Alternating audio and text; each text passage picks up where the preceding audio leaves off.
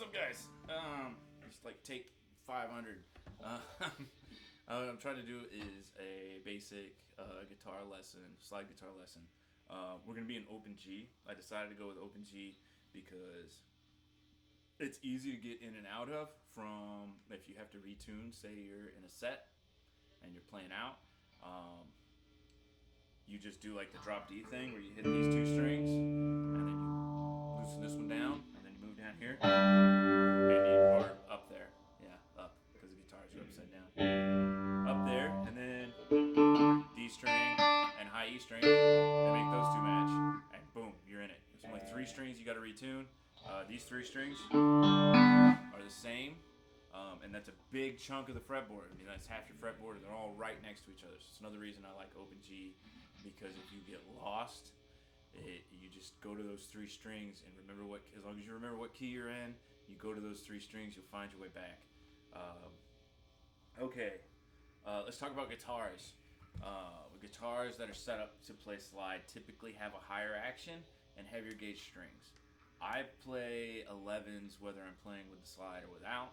So I don't really change my strings. I play 11s and 13s on my resonator. Yeah. So the heavy gauge strings does help. You don't have to if you learn how to get like a nice light touch. I think Retune does a video about that. If y'all go check that out, where he says it's probably better to leave your guitar set up and not move the action at all, or change the strings at all. That being said, I personally like to dig in sometimes. So yeah, so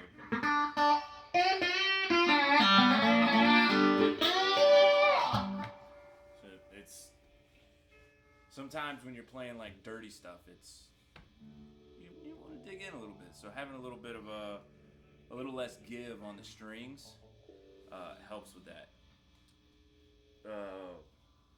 Okay, so if you have a really nice guitar, really low action, you don't want to mess with any of that stuff. You don't want to change the strings on it, but you also have like an old, like crappy acoustic guitar. That right there is the perfect guitar for you to start learning slide guitar on. Like an old acoustic guitar that's kind of hard to play, like with your fingers. That's money. That is gold right there, because that one you can dig in all you want. No matter how high the action is. Like the frets are really just there to tell you where you should put your slide. That's it. So yeah, for if you're very first beginning, it's good. But keep trying, and once you get a little better at it, you'll learn how to get a lot lighter touch, and you can go back to something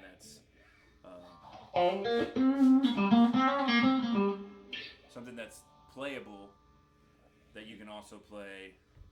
Switch to my pinky. That you can also play slide on.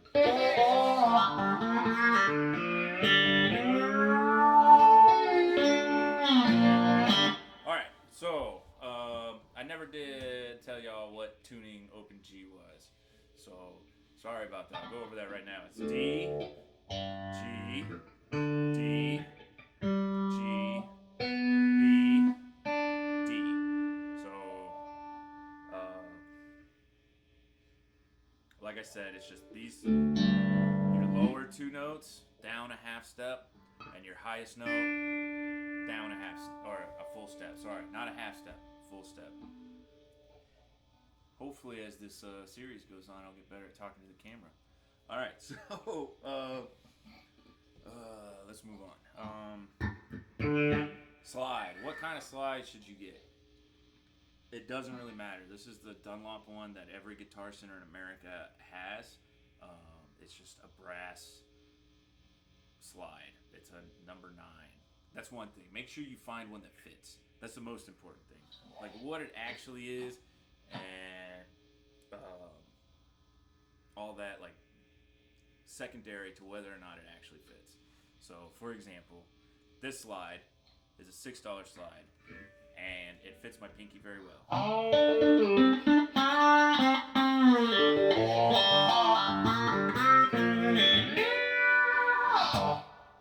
Right? This is like it's close to $30. It's like a rock slide, and it's for my ring finger, and it's still a little big for that, but it's a good size. But on my pinky, way too big, and so I don't know. I don't know if you can hear the difference, but I can feel it. Like it's sloppy in there, and I also feel like if I go too fast, that the thing's gonna like fall off, or if I'm doing some finger work stuff behind the slide, I feel like it's gonna fall off. So whatever it is, just make sure it fits nice and snug, and you have good control over it. And then as far as brass or glass, it doesn't really matter. Just get one that fits well and that you like the sound of it. A lot of people do prefer the sound of yeah, I've got these all over the place of a glass slide.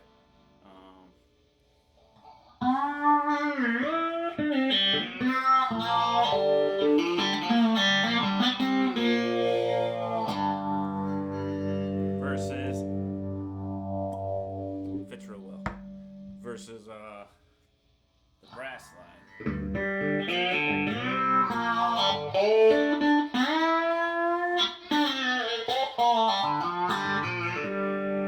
So if you can hear the difference, is the glass is a lot more mellow than the brass is. So it's just your own tonal preference. All right, so let's go on to the first actual lesson. Once you have your slide and you have your guitar is in tune, what we're going to do is we're going to learn how to play chords today. And you're also going to learn your left hand technique for how to hold the slide and how to fret with the slide. So when you fret with the slide, you're not actually pushing down on it. You're just resting the slide against the tops of the strings. All right. The other thing you're doing is on the back end, towards the headstock, you're resting. You're also resting a finger at minimum. I tend to use all three when I play. Right? You rest it there. And the reason you do that is because you don't want these ringing out. Because those will ring out and you'll be able to hear it. Sometimes it's cool, like if you're getting revved up.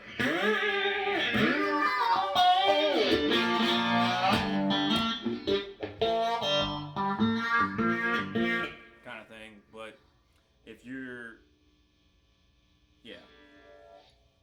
practice muting first, and then you can use the other as an effect later.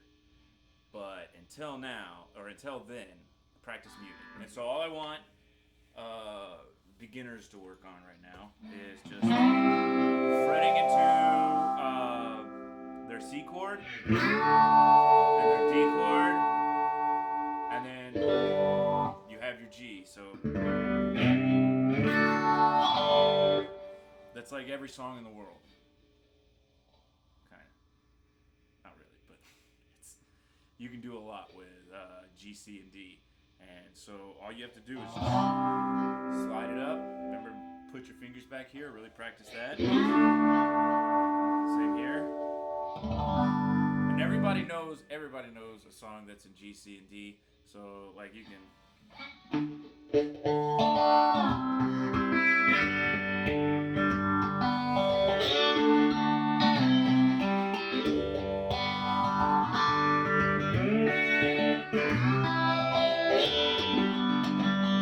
Practice sliding into the chords. Just find a chord that was Sweet Home Alabama, for those of you who didn't catch on to it.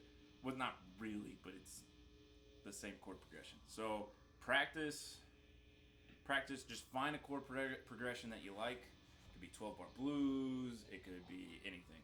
And just play with that, and then just practice muting behind the slide. Next time we'll talk about playing in single notes and breaking down the new tuning into scales, playable scales. And with that will come more muting, because that's what you gotta learn how to do when you learn how to play slide. Otherwise, you're just gonna be a noisy slide guitar player. All right, thank y'all so much. Bye, y'all.